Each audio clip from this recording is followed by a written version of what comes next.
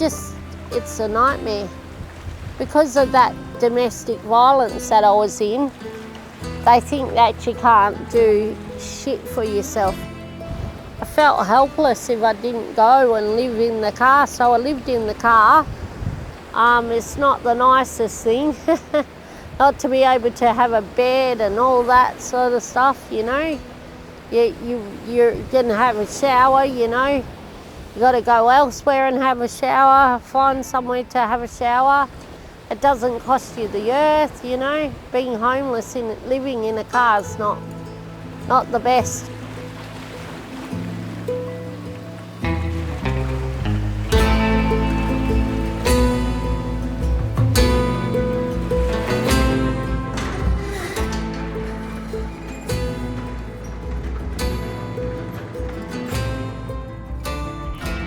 Assertive outreach is the persistent, proactive and purposeful approach of providing primary health care to people who are experiencing homelessness, people who are rough sleeping.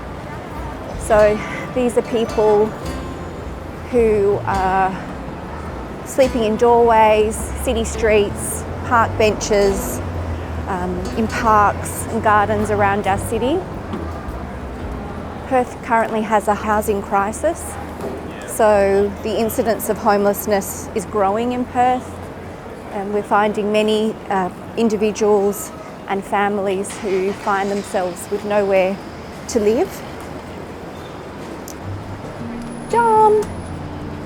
Dominic! Hi bud, it's Nat. Hi, I just wanted to see how you're going with your flu. You feeling better than Friday? Oh, that's good, sweetheart. Do I need to get you anything? You all right? Okay, no Panadol or anything like that? All right, my mate. I'll see you soon.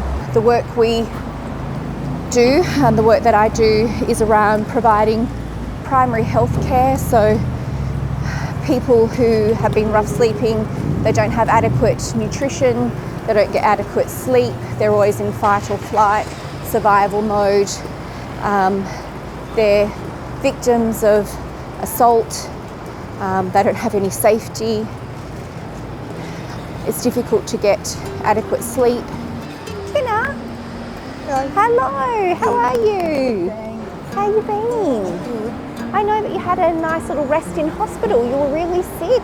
Yes. What happened? I just got Their mental health, of course, suffers because of these experiences. Their use of substances, drugs and alcohol, of course, adversely affects their health. They're prone to wounds and abscesses and infections. So we help with all of that day-to-day primary healthcare dressings, attending to dressings, wounds, doing blood pressure and observations that way. Yeah, no, I'll just be staying home with the kids and my husband. Yeah, we'll just be at home. boring. Yeah. These are little homeless dogs. These are our little rough sleeping babies. Hello. Hello. Hi. Hi. Little rough sleeping guys. Aren't you? So when you wake up in the morning, the only thing you're really thinking about is where you're going to get something to eat or drink. And after that, you are trying to figure out where you're going to sleep that's going to be safe for that night. And if you're a woman, it's near impossible to find safety. You could get it rolling to a place where you have this next. He reckons he could find a place. I reckon we'll find a place that takes it. See, I'm not even on the dole now. They cut me off. Well, what are we going to do about that? I can't get back on it. And oftentimes we have a lot of women who are experiencing domestic and family violence. And even though there is huge risk in the partnership relationship that they've created to find safety, there are many times when the relationship or being with their partner is safer than not being with them. So they might experience physical assaults and aggression and be in very unhappy situations. But it's still safer for them. There's a perceived safety in knowing the person or knowing the aggressor.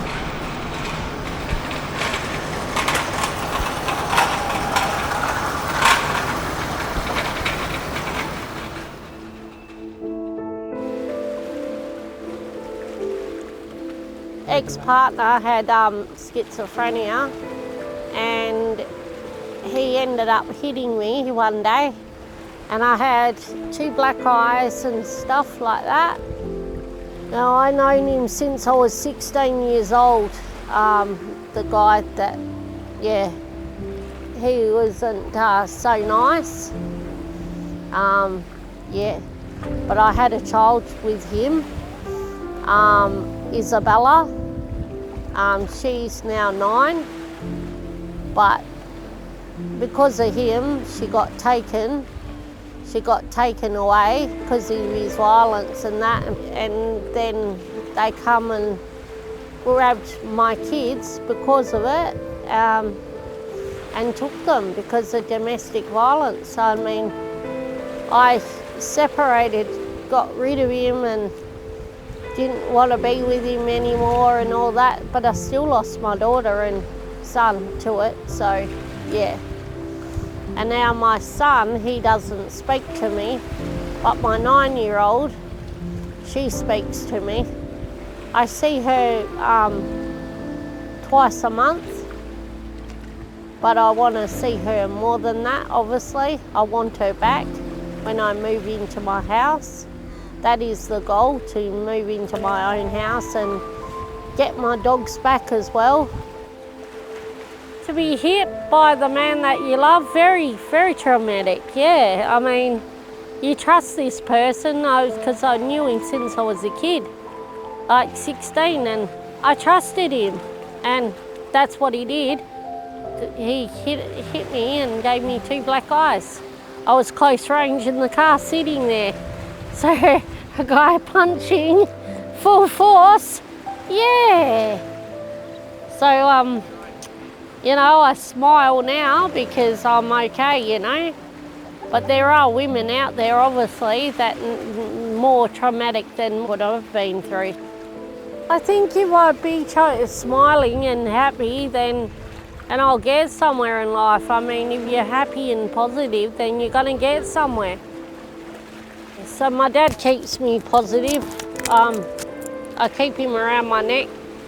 This is my dad in his ashes inside this locket. Because I have autism, I have a little bit of autism, and I have an intellectual disability. My mother never brought me up, really, my father did. My father was the parent that brought us up. She was there, but she wasn't there, you know what I mean? Hi, Willie. Thanks. Yeah, good. How are you? Good. That's good. What are you up to? Sorry, nothing much. What's going on with Mark? Majority of the people we serve have had adverse childhood experiences in their early years, and this has led them to find a way to survive. At the end of the day, they're survivors. They're people trying to survive the best they can. They haven't had a good start to life. They experience significant trauma, and this can lead to mental health challenges. It can also lead to substance abuse. Someone drug taking generally is a way to feel better. Unfortunately, with our mental health system, there are limited pathways for people to get the help that they need. My daughter was with this Asian woman, and she wanted to take my daughter to China, where her family is and all that, on a holiday, and I turned around and said no, because there's a child racket on there where they kidnap the kids and take them. Because of her blonde hair, she would be sold for a high price. And not only that, she abused my daughter. She was told to sit at the table and draw, and that's all she was allowed to do. She wasn't allowed to watch TV with her other two children. She wasn't allowed to do anything like that. But I am still trying to get my daughter back. I've got to have a house. Yeah, I've got to be able to prove that I can do things myself, and so I get her back. And then also I can get my dogs back as well, which is a big goal of mine as well. My two little babies, love them to bits, my dogs. So there is a growing number of women who are middle-aged, so around their late 40s to 50s and above, who are experiencing homelessness, sometimes for the first time in their life. And that's to do with the rise in rental costs and also a rise in the cost of living. So many women are just being priced out of accommodation. So they may have had a private rental, and within the past 6 to 12 months, their rent has gone up $200 to $300 per week. And if you're on Centrelink, even if you're on a disability pension or job seeker, it just means that your rent is unaffordable. And they have no choice but to live in their cars or turn to rough sleeping.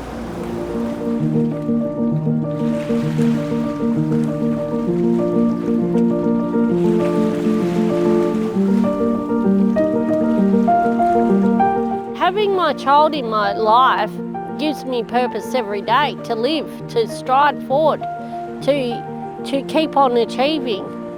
When I see Isabella, she runs up to me, gives me a hug and a kiss, and yeah, I love my daughter so much, little Isabella. You know, we're such a wealthy country, and yet we have over 10,000 people in WA rough sleeping. I mean, the official numbers, according to the by name list from the Alliance to End Homelessness, only captures about 2,500 people. We know that there are many, many, many more. There are many hidden homeless. People in our community, when you see someone rough sleeping, it's not so much about food or money. I think it's, you know, having an awareness, compassion. You just give people a bit of time, a bit of patience, some non-judgmental support. You know, accept them how they are, and you know, you only see good and see their potential. They really come alive, and you don't really have to do anything for them. You just walk beside them and, you know, give them that boost of confidence every now and again if they need it, and they do the work themselves. We just get to bear witness to what they're able to do once they're given a chance, and once they see that somebody actually believes in them.